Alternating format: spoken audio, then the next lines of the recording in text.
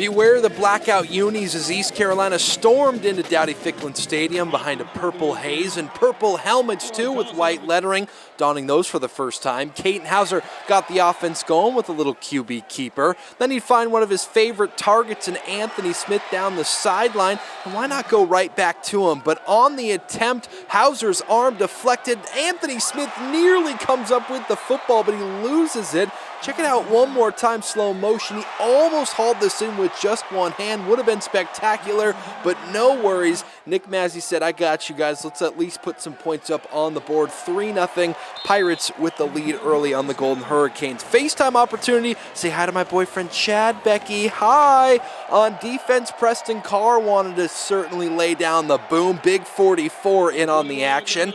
And his buddy, J.D. Lampley, said, hey, it looks like you're having some fun. I want to have some fun too. Wrapping up the quarterback and throwing him down. And on third down, going for the deep, long bomb, Chance Graves says no chance on that one. No penalty, no fly zone for ECU's secondary. Push-up time, go down and up. Then back on offense. Right back to work, Houser to Anthony Smith, already with 2 catches on the night. His third would be one of his biggest. This time a go route, go, go, go. Anthony Smith, 66-yard score, no safety over the top, and that means that 6 points before the PAT. Pirates take a 10-0 lead over the Golden Hurricanes, and it was spooky season. The skeletons were out as we near closer and closer to Halloween night. TJ Engelman on the screen pass found a little room, and up the field he went. Then Katin Houser on the next opportunity, finding Brock Spalding over the middle. Number 10, he changed his number from 33 to 10, and he's looked real good this season. And Mike Wright Jr., the backup quarterback, took the snap to himself, tried to break it outside for a touchdown opportunity. Couldn't get super far, but luckily he was able to do a little bit of that Cam Ward celebration. Give it to Marlon Gunn, who barreled his way all the way up to the goal line and just short of the touchdown. So we go to the second quarter, and Gunn able to get it into the end zone. Pirates take a 17-7 lead, and after having Katin Houser nice and pumped up, how about a little dancey dance with his teammate? Little left, little right, maybe a keyboard out there. I can't really tell, but Petey was excited dancing to the music out there. And we go back to defense. Damian Wilson saying, Gandalf's line, you shall not pass, not leaving the line of scrimmage for the big tackle in the backfield. But after that, Tulsa's offense started to find some fireworks. Brody Foley laying out as the tight end for the first down. March it inside the red zone, and a little fly sweep to Zion Booker for the touchdown. 17-14. Now the Golden Hurricanes trailed by just 3.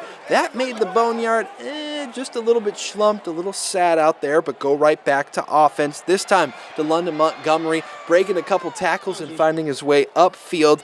Then over the slant to Yannick Smith. Quiet night for another go-to target for Mr. Katin Houser, but he would go right back to Anthony Smith. This time over the middle, absolute dot, a dime, perfect. You name it, he's just going to get around and into the end zone for the score. Houser's arm is a pistol, putting it back in the holster with John David Baker, and more celebrations in the end zone. I don't know what they're doing at this point. I'm a little bit uncultured, but the dance team, they made sure everyone was staying up on their feet throughout the second quarter. But back on defense for the Pirates, and Raheem Craig, the senior captain, getting into the backfield for the sack. He was fired up. Continue it on defense, and Preston Carr with the one-arm tackle. It was like an armbar. He just stuck it out and got it down. And then Ryan Roseborough, the former JP2 and Towson transfer, saying, that's my tackle. Wait, I'm not going to celebrate yet. This girl out in the stands, though, she said, I'm going to have fun and continue it. As a little floater to TJ Engelman, one-handed catch, and that's just before halftime at the break, 24-14, heading into the third, where London Montgomery wasted no time saying, I would like to sniff, smell, and taste that end zone. No one's going to catch him for a 51-yard score. The Pirates go up 31-14, a 17-point lead for ECU. But let's go back to defense. Damian Wilson again, man, he was all over the field. And Preston Carr, same with it. Another one of those leaders getting into the backfield and just throwing down the quarterback. A little bit abusive, if I have to say, on that one, but it was great for the defense until Seth Morgan hit a 46-yard field goal, 31-17. Not out of it, not in it, 14-point deficit. Look at the chin on that mascot. Interesting for the Hurricanes. And then Houser to Peyton Mangrum. How about the great concentration with the defense draped all over him for another night on, let's see, Sports Center. Ooh, check out that towel. Oh, as Brody Foley had another big catch for the tight end. That was a big boy, too, trying to take him down the stiff arm. Takes about 2 Pirates to get down number 80. Time for the fourth quarter flags to come on out. Josh Benton, the former Jacksonville star on goal line defense. Stephen Kittleman with the tush-push QB sneak, 31-24. Canes back in it. How about the selfie with the Waffle House menu for the fake head coach in the stands? Houser then to Sirio Riles. He's also a big tight end. 1, 2, 3, 4, 5, 6. I'm losing count of how many Hurricanes had to take him down. And then give it to London Montgomery. Breaks it out to the outside, and it just got him by the shoelaces. And then to Sirio Riles, he just kept racking up the catches on this drive. Get a little block, break it outside, and go all the way to the sideline. And wacky play, Mike Wright Jr. hands it off to Houser, then throws to Peyton Mangrum. Hey, I guess JDB just draws it up and they run with it as Nick Mazzy completed the 32-yarder, 34-24. A little bit of breathing room for Blake Harrell. Hey, don't worry, coach. Deep breath. You're up by 10 points. And then back on defense, Samuel Danka just not letting Booker go anywhere until a ship full of Pirates on the tackle. And then Ryan Roseborough once again just showing out for JP2 on the huge tackle for loss, forcing a 4th down for East Carolina. Boy, is he having a great season in year 1, transferring as a Pirate, the Greenville kid. And then Houser decided to keep it. A little Jimmy, a little shake and bake, and he was inside the 5-yard line. And he did most of the work, so why not capitalize it off himself? Houser with the rush touchdown. He passed for 300 yards and 2 touchdowns, 1 rush touchdown. ECU getting the win 41-27, and proved to 4-3 on the year and feeling good heading into the bye week.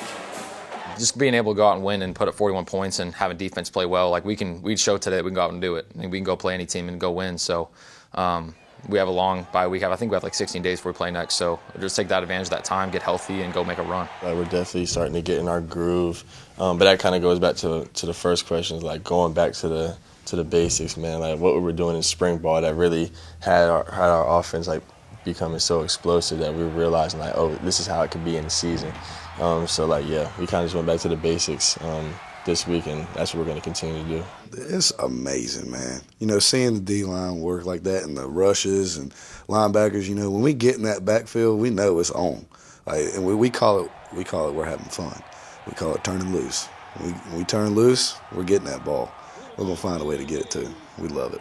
It was good to feel that. So, like, once I got through the hole and I made that safety miss and I ran around him, I just started running. Like, run, just go. I was running and I seen the guy in my corner right in my eye. So I was just like, yeah, I just started veering off a little bit and just jumped in. But yeah, it definitely felt good to get that, you know. And I think it's like my first one. I popped that far, so. Finally, we're done with Thursday nights, so thank you all the fans that came out on Thursday night. So we had 4 of these things this year, 2 at home. The last 3 have been on Thursday night, and I can't wait to get back to playing Saturday football and all those things. So, but I think all in all, you know, it was a good day, offensively especially. We had over 500 yards of offense. You know, defensively, I thought we did some good things at times. I think we got to be better with our eyes out there. I didn't think we did a great job with those things. But you know, you're 1-0 this week, and that was the goal. Thought the guys didn't let last week's loss complete and turn into 2 losses, and you can certainly do that. You go lose a close game on the road.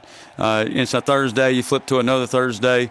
But we just talked about Saturday, where we're at, where we want to be, how we're going to get there. And we talked about the process and just going back to, focus on us, focus on how we work, how we prepare, and getting ready for our opponent. Next game for East Carolina on the road at Temple on November 1st. That's going to do it for sports. For News 12, I'm Luke Schwartz, and that's YouTube's edition of Sports with Schwartz.